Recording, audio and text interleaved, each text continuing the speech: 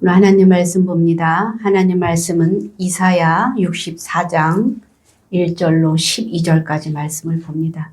이사야서 64장 1절로 12절입니다. 요즘 우리가 많은 걱정이 있습니다. 나라가 걱정이 돼서 잠을 못 자겠다. 목사님 어떻게 하면 좋겠습니까? 이런 질문을 하는 사람이 많이 있었어요. 답답합니다. 무엇이 옳습니까? 이렇게 물었을 때 말씀을 생각하면서 오늘 무엇으로 대답을 해드릴까? 그런 질문 속에서 오늘 이사야서를 우리가 살펴보고 있습니다. 이사야 시대도 그러했습니다. 이사야는 이스라엘과 유다가 남북으로 분열이 된 시대에 활동하던 예언자였죠. 이 시기는 국제적으로 아수르 등 주위의 열강들이 부상하는 가운데 또 어떤 일이 있었냐면은 우시야 왕이 52년 동안 통치를 하다가 왕이 죽었어요. 그래서 나라는 불안전하고 이스라엘 백성들에게는 위기의식과 함께 미래에 대한 불안이 컸던 그런 때였습니다. 이러한 때에 또 유다 백성들은 어떠했냐면 도덕적으로 타락하고 우상을 섬기며 하나님을 의지하지 않고 주위의 강대국을 의존했던 그런 백성들의 삶을 볼 수 있습니다. 이사야는 이러한 상황을 보면서 기도하지 않을 수 없었어요.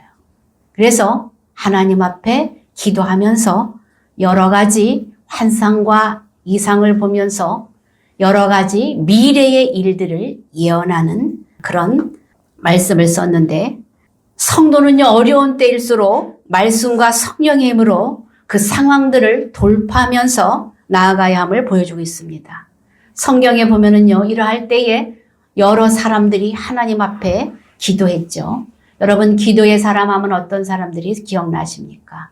자기의 문제를 위해서 기도한 사람, 또 공동체를 위하여서 기도한 사람, 많은 사람이 있었는데 아들이 없어서 주님 앞에 울며 기도했던 한나와 포로로 끌려가서 타국 땅에서 이스라엘을 향하여 기도했던 다윗, 또 모세는 어떻습니까? 애굽에서 백성들을 출애굽시켜서 나왔죠. 가나안 땅을 정복하고 오라고 그랬습니다. 그런데 그들이 어땠습니까? 갔다 와서 악평을 하면서 우리는 그 땅에 들어가지 못한다. 우리를 다시 애굽으로 데려가라. 울면서 통곡했을 때 하나님은 그들을 다 쓸어버리겠다. 다 진멸해버리겠다 말했을 때 모세는 그들을 향해서 중보기도 했던 그런 사람이었습니다. 아브라함은 어땠습니까? 그 당시에 소돔과 고모라가 멸망하겠다고 죄악으로 인해서 하나님이 멸망하시겠다고 했을 때 의인 10명이 있어도 주님 그 나라를 쓸어버리시겠습니까? 멸하게 하시겠습니까? 이렇게 하나님과 협상했던 사람이죠.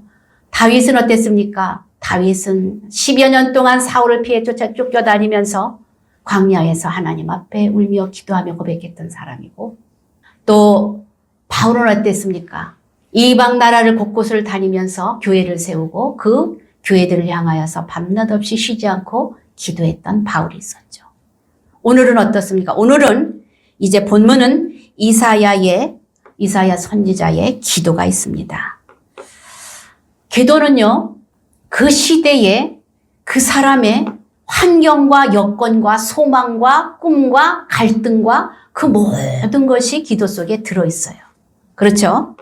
그러므로 기도는 이제 그 사람을 나타내는데 이사야 선지자는 가장 위대한 예언자로서 하나님 앞에 기도할 때 먼 미래까지 다 하나님이 보여주었죠. 700년 후에 일어날 일까지 다 예언했던 사람이 바로 이사야 선지자입니다. 너희들이 그렇게 살면 망한다. 너희들이 포로로 끌려갈 것이다. 그러나 포로에서 돌아올 것이다. 그 후에 인류 역사를 구원한 메시아가 오실 것이다. 이렇게 기도했던 사람이고 쭉 그 일들을 백성들에게 전하기 위해 기도했던 사람이고 오늘 본문에 이사야서가 있습니다. 그러므로 끝까지 믿음으로 그날을 바라보면서 성도는 전진해야 된다. 이렇게 선포한 사람인데 그러나 미래와 현재를 오가면서 저 뒤에 있는 상황까지 다 예언했던 이 선지자지만 현실로 돌아오면 어떻습니까? 여전히 불안한 그런 상황 가운데 변한 것은 없고 주위 강대국에 의해서 이 나라가 언제 어떻게 전쟁으로 망하게 될지 모르는 그런 상황에서 마지막으로 주님 앞에 더 간절히 기도하는 내용이 오늘 본문 이사야 64장입니다.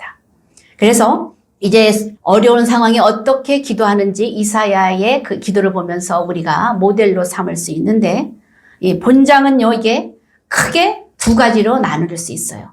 하나님 강림해 주셔서 좀 보여주세요. 하나님의 살아계심을 좀 보여주세요.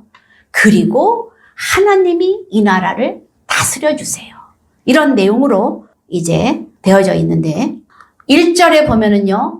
원하건대 주는 하늘을 가르고 강림하셔서 주 앞에서 산들을 진동하여 주시옵소서. 이렇게 기도합니다. 왜 하늘을 가르고 강림을 하게 하시옵소서 이렇게 이사야가 기도했을까요? 소망이 없기 때문에, 희망이 보이지 않기 때문에 그들에게 필요한 것이 주님의 살아계심을 보여주고 소망을 주는 것이었어요. 여러분 다 가졌다고 하지만 하늘 문이 닫히고 소망이 없으면 그것같이 비참한 일이 없어요. 그런데 오늘 이 이사야는 어떻습니까? 살아계신 하나님 하늘을 가리고 좀 강림해 주셔서 좀 보여주세요. 이렇게 기도하는 것이죠. 여러분 제가 처음에 이 교회를 맡았을 때 저는 무엇을 하고 기도했냐면 하나님 제가 부족합니다. 저를 통하여서 하나님의 살아계심을 보여주시옵소서. 이렇게 눈물로 기도했거든요. 그런데 그 뜻이 지금까지 이루어져서 제가 이 자리에서 설교를 하면서 한 번도 낙심하지 않고 여기까지 오게 하셨던 하나님을 보았습니다. 그렇듯이 이사야가 나라가 그렇게 어려운 환경 가운데서 하나님 좀 보여주시옵소서. 이렇게 기도하고 있습니다. 출애굽 당시 애굽은 세계 최강이었었죠. 그런데 이스라엘 백성들을 출애굽시킬 때 하나님이 열재앙을 보여주시고 이스라엘 백성들을 애굽으로부터 탈출시켜 주셨잖아요. 그런데 무엇을? 열재앙을 통해서 그들이 하나님의 살아계심을 보았잖아요. 그랬을 때 이 주위에 지금 아수르나 바벨론국들이 우후죽순처럼 굉장히 강대국으로 일어나는데 이들에게도 좀 보여주세요. 최강국 애굽에게도 하나님 보여주지 않았습니까? 그렇게 기도하고 있는 이사야를 보고 있습니다. 그러면 이런 생각을 우리가 해볼 수 있어요. 그러면 우리의 적인 다 하나님의 적인가? 우리가 다 멸해버리고 싶은 저들을 하나님도 다 멸해버리고 싶으신가? 우리는 그런 생각을 해봐야 돼요. 그래서 우리는 우리가 원수라고 생각을 하지만 하나님이 그들의 또 죄악을 또 그 원수들을 변화시켜서 구원도 시켜주실 수 있고 또 하나님이 쓰실 수도 있다는 거예요. 그런데 이스라엘 백성들을 지금 주위 나라들을 통해서 이스라엘 백성들을 지금 어떻게 해요? 깨닫게 하시는 그 도구로 지금 쓰시고 있는 것이죠. 그래서 하나님의 마음은 어떻습니까? 우리 잘 몰라요. 변화시켜서 쓰실 수도 있고 또 그들이 또 그대로 있을 수도 있고. 그런데 그 이사야는 어떻습니까? 하나님 불을 싹 내려서 화산이 폭파하듯이 2절에 보면은요 어떻습니까? 불이 섭을 사르며 불이 물을 끓임같이 하사 원수들이 주의 이름을 알게 하셨고 이방 나라들이 주 앞에서 떨게 하옵소서. 다 멸하고 싶은데 하나님 싹 제거해 주세요. 이렇게 하고 싶은데 이사야는 뭐라고 말합니까? 원수들이 하나님 그 주의 이름을 알게 하시고 출애굽했을 때 많은 나라들이 주의 나라 사람들이 벌벌 떨었다고 그랬잖아요. 홍해도거라고 나왔을 때 다 떨었다고 그랬잖아요. 그렇듯이 하나님의 이름을 알게 하옵소서. 그렇게 하고 끝맺혀요. 왜? 우리는 심판자가 아니기 때문에 돌아와서 회개할 수도 있잖아요. 그들이. 그죠? 그리하여서 하나님 화산같이 폭발을 하게 해주셔서 좀 보여주세요. 하나님 이런 사람들에게 하나님의 백성일 우리나라 사람들이 고통당하는 이 모습을 하나님 좀 해결해 주세요. 하나님이 나타나셔서 해결해 주세요. 이렇게 기도하고 있는 내용이에요. 그래서 기도하다 보니까 어때요? 내가 보여진 일이 5절에 지금 나옵니다. 5절 다 같이 한번 읽어봅니다. 시작. 주께서 기쁘게 공의를 행하는 자와 주의 길에서 주를 기억하는 자를 선대하시거늘 우리가 범죄함으로 주께서 진노하셨사오며 이 현상이 이미 오래되었사오니 우리가 어찌 구원을 얻을 수 있으리까. 전하라 저놈들 싹 좀 제거해 주세요. 기도하려고 했더니 딱 내 자신을 보니까 어때요? 우리도 범죄하였다. 그런 내용이 이제 이사야서 1장에 보면은요. 그 이사야에게 이미 하나님이 이 유다의 죄를 보여주셨어요. 그러면서 너희가 여호와께서 너희들을 자식을 참 이쁘게 길렀는데 너희들이 거역하고 나를 따르지 아니하였다.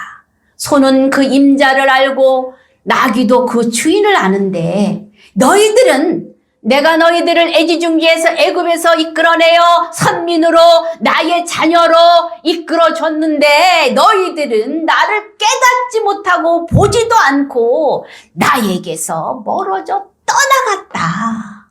이렇게 말했어요. 1장 1절로 4절에 보면 그런 말씀이 나와요. 그러므로 인해서 하나님이 뭐라고 말합니까?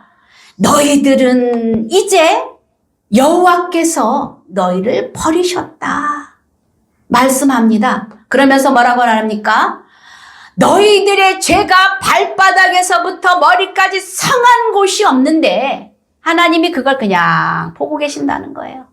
보고 계시고 어떻게 해요? 너희들이 이제 너희들의 땅은 황폐해져서 다 이방인들이 차지할 것이고 성읍은 불이 나서 다 제거될 것이며 그 모든 것이 다 풀로 사라지게 되는 그러한 날이 올 것이다. 무엇으로 인하여서? 그들의 죄로 인하여서. 하나님을 섬기는 선민으로 이끌어 주셨는데 그 나라에 들어가서 가나안 땅에 들어가서 어떻게 했어요? 그 사람들의 우상을 섬겼어요. 하나님을 전하라고 하는 이 선민이 하나님 나라의 백성이 하나님을 전하지 않고 그들의 우상들을 그들의 신들을 같이 섬겼다는 거예요. 그러니 하나님이 지금 너희들은 내가 이렇게 인도한 것을 알지 못하고 나를 거역하였다. 하나님이 말씀하고 계시는 것입니다. 그러면서 주를 잊고 내 맘대로 살았다. 이렇게 말씀하는 거죠. 그랬을 때 여러분 이러한 상황 가운데서 이사야는 기도를 했습니다. 여러분 하나님은 어때요? 주님을 따르고 의지하고 어떤 현장에서도 주님을 기억하며 가기를 기뻐하시는데 그러하지 못하였음을 지금 깨닫고 있는 것이죠. 그래서 7절에 이어지는 내용입니다. 주의 이름을 부르는 자가 없으며 스스로 분발하여 주를 붙잡는 자가 없사오니 이는 주께서 우리에게 얼굴을 숨기시며 우리의 죄악으로 말미암아 우리가 소멸하게 되었다. 이렇게 말씀하고 있습니다.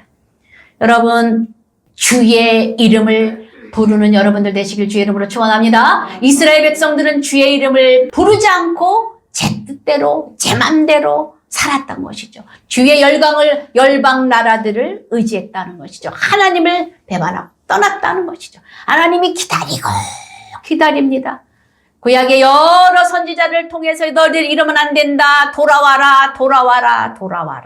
그러나 점점 더 멀리 가고 주의 이름을 부르는 자가 없다. 그래서 그 죄악으로 인하여서 이렇게 되었다 말씀하는 거죠.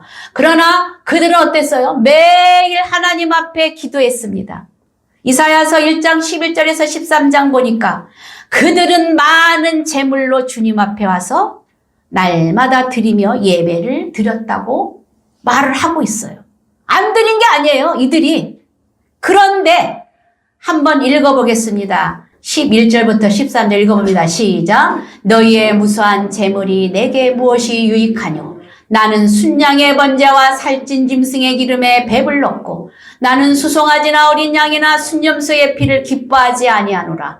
너희가 내 앞에 보이러 오니 이것을 누가 너희에게 요구하였느냐? 내 마당만 밟을 뿐이니라. 헛된 재물을 가져오지 말라. 너희가 많이 기도할지라도 내가 듣지 아니하리니 이는 너희의 손에 피가 가득함이라. 이들은 예배를 드렸어요. 이방신을 섬기면서 하나님을 섬긴다 하면서 주의 성전에 제물을 가지고 와서 예배를 드리고 드렸어요. 그런데 어땠대요?